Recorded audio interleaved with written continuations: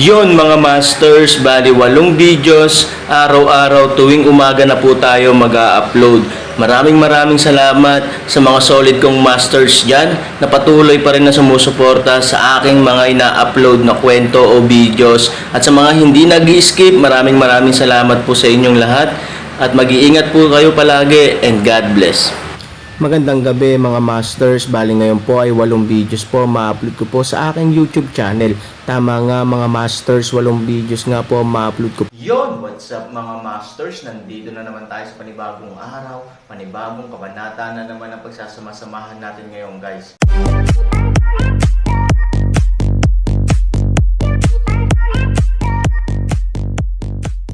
Bali mga masters, kung bago ka pa lang po sa aking YouTube channel, please click the subscribe button, lalong-lalo na po yung notification bell guys, para maging connected pa rin tayo sa isa't isa at maging updated kayo sa mga susunod ko pang video.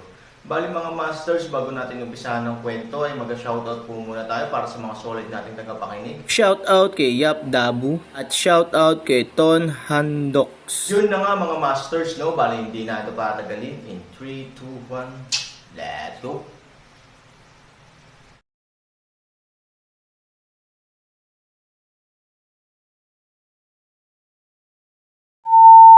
Boom! Saglit lang, dumating na ang 3 kulay na ulan ng dugo. Walang kamalay-malay na iniyuko ni Aoshi ang kanyang ulo, ngunit ang kanyang braso ay isa ng pinaso na gali. Paano ito posible? Siya ay isang tunay na Diyos, at ang kanyang katawan ay likas na maihahambing sa mga tao. Hindi pa banggitin kung ang mga ordinaryong spells ay maaaring masira, kahit na maraming mga bihirang magic weapons ang nalalabing sa harap ng tunay na katawan ng Diyos. Hindi naman dahil ang katawan ng tunay na Diyos ay hindi magagapi, ngunit ang antas ay masyadong mataas at maraming bagay ang hindi nasira. Pero bakit kayang sirain ng Aaron ang sarili niyang depensa? Toxic sa dugo. Sa dulong iyon, ang apurahang boses ni Lu Wuzhen ay narinig din sa tamang oras. Huwag maglakas loob na gawin ang slightest higit pa sa tingin, Ashi 8 pinto ginto ay maaaring buksan, ganap na walang slightest reservation na kakalap ng Diyos bilog upang protektahan ang katawan. Bang! Dumating din ang malakas na ulan ng dugo gaya ng ipinangako, bumagsak sa bilog ng Diyos at paulit-ulit na sumasabog. Kahit na ito ay upang labanan, kahit na ito ay maaaring hadlangan ang pag-atake ng ulan ng dugo, ngunit ang malaking pagsabog ay nagtutulak pa rin kay Aoshilian at sa bilog ng Diyos pabalik. 1 metro, 2 metro, 3 metro, 10 metro. Wow! Sa lupa, 10,000 tao ang nagkakagulo. Oh, Diyos ko, Aaron. Aaron, ang batang iyon talaga. Talagang tinanggihan ang tunay na Diyos. Masyado bang kakilakilabot iyon? Ito ba ang kapangyarihan ng Magic Dragon?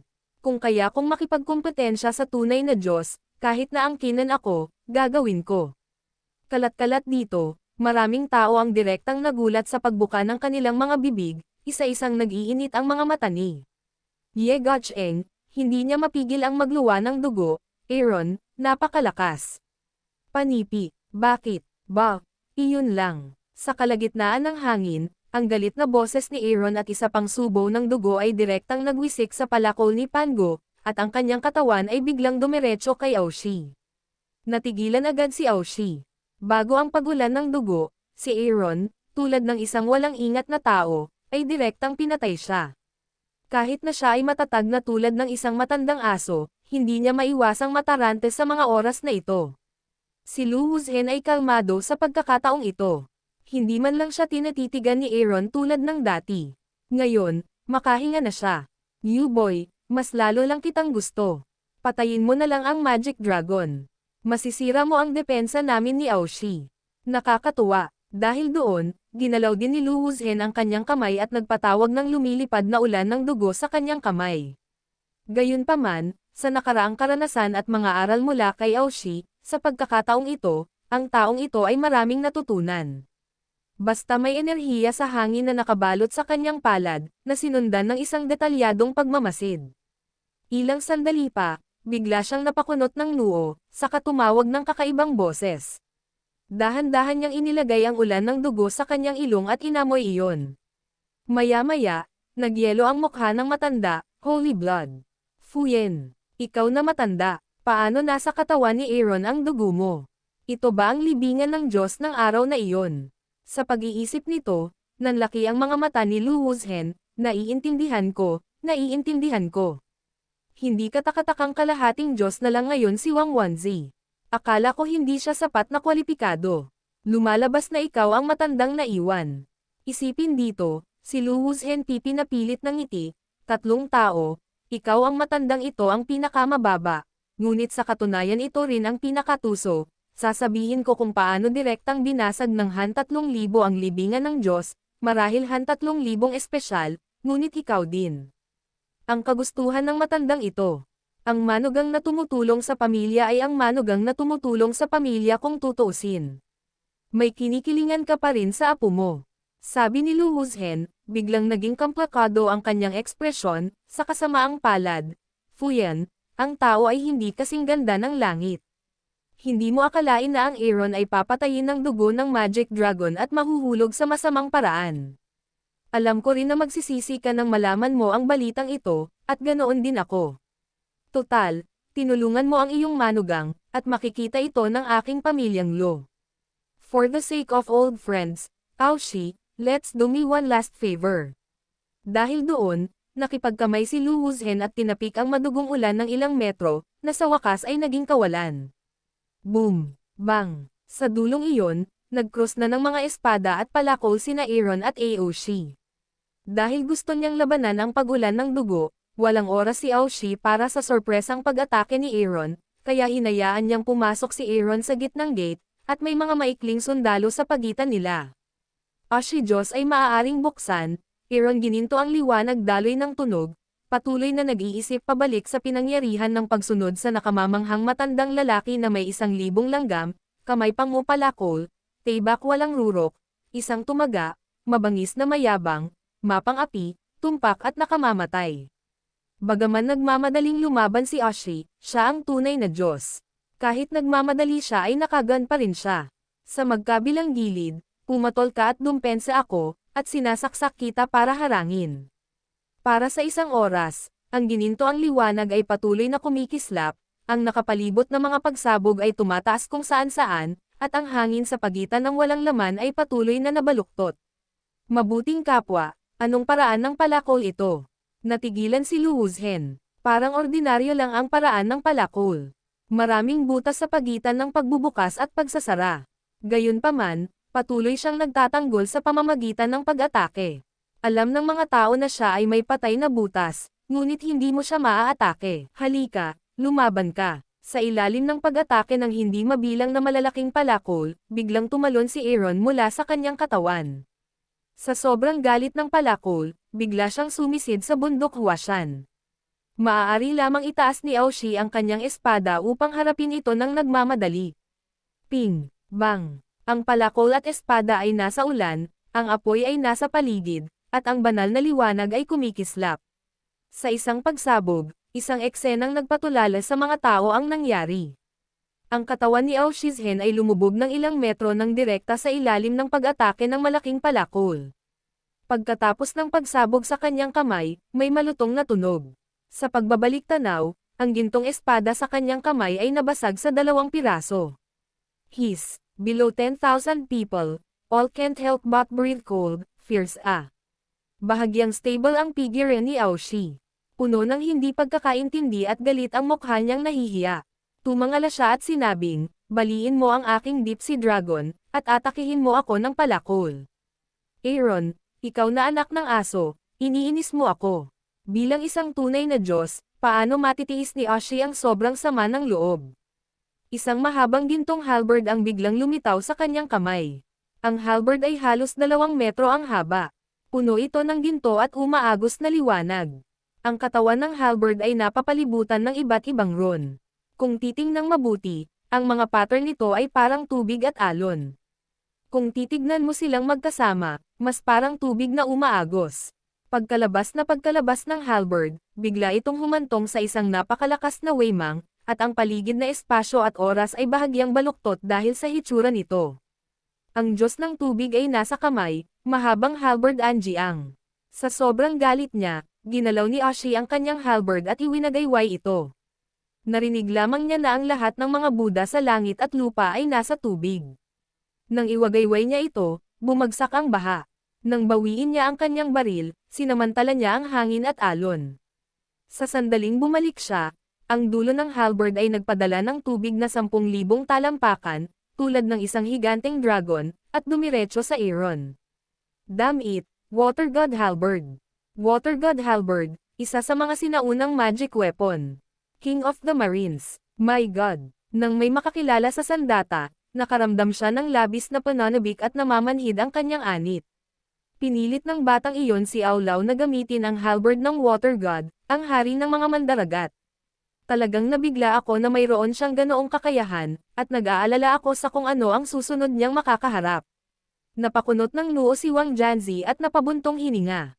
Sinasabing ang halberd ng Water God ay ang kapangyarihan ng Water God, makapangyarihan at makapangyarihang kapangyarihan ng tubig kapag ito ay ikinakaway.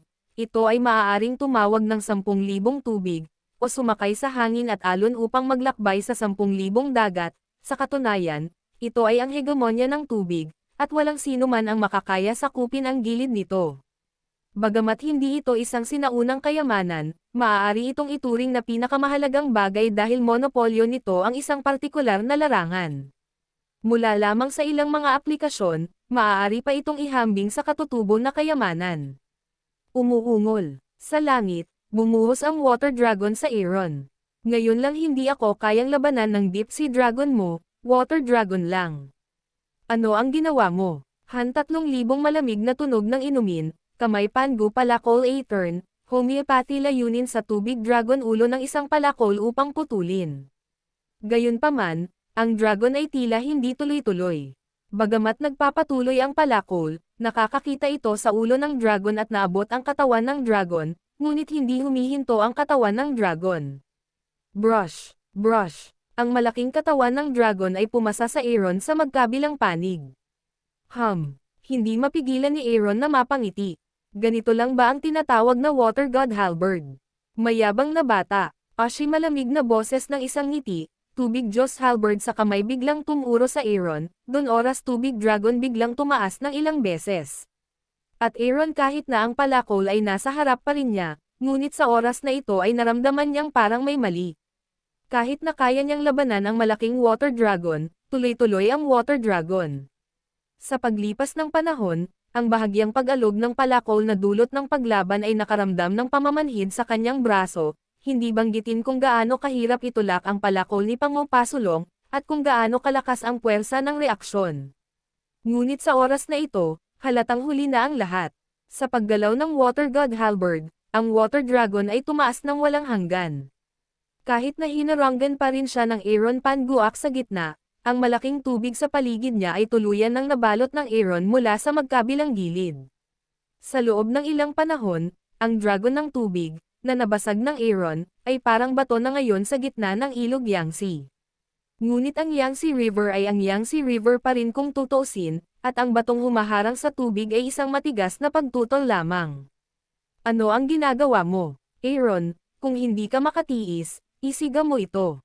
Ashi malamig na boses ng isang inumin, agad na sinundan ng isang mukha mabangis, naglakas loob kang hayaan akong mapahiya ng walang tigil, gusto kong mabuhay ka hindi, parang kamatayan.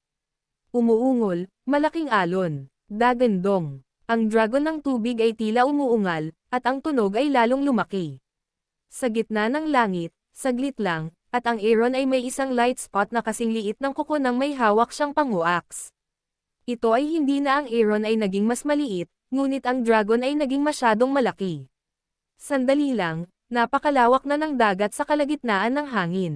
Napakaswerte talaga nitong halberd. Haha, konti na lang, makalubog ka ng lungsod. Kapag Water God Halberd ka, may maling pangalan ka. Ang kakayahang ihambing sa likas na kayamanan na may lakas ng isang tiyak na larangan, ang kalikasan ay dapat naganap na sugpuin sa isang tiyak na larangan. Maraming mga water magic at artifact tool. Paano ito magiging posible kung hindi nila kayang mag-isa?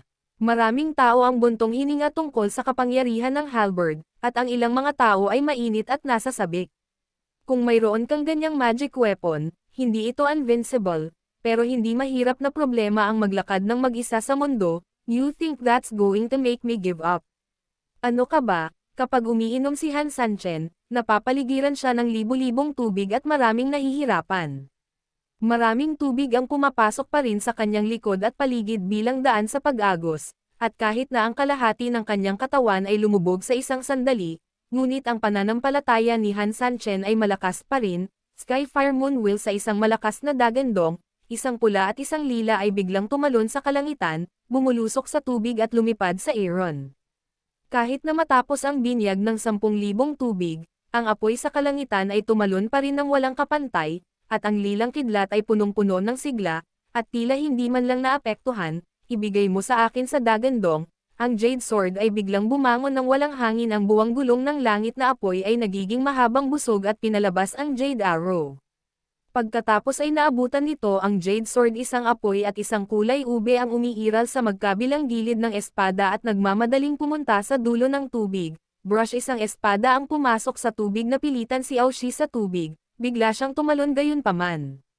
Ngumiti lang ng malumanay si Aoshi at iniunat ang kamay, kaya madali niyang hinawakan ang Jade Sword ni Aaron, at biglang nawala ang Skyfire Moon Wheel. Natigilan si Wat Aaron. Ang tubig ay parang tai chi, bagamat mabangis ang Jade Sword na may gulong ng buwan ng apoy sa langit, wala na ang kapangyarihan nito matapos itong patuloy na gamitin para malampasan ang tigas na may lambot, maliit na kasanayan. Mga anak, ano pa ang magagawa mo? Bago ka mamatay, lahat sila pupunta sa lolo aw mo. Wala akong pakialam sa lolo mo, dahil I like to see you that dying dog look. Yun na nga mga masters, no? Bali panibagong kabanata na naman yung natapos natin ngayong gabi. Muli, maraming salamat po.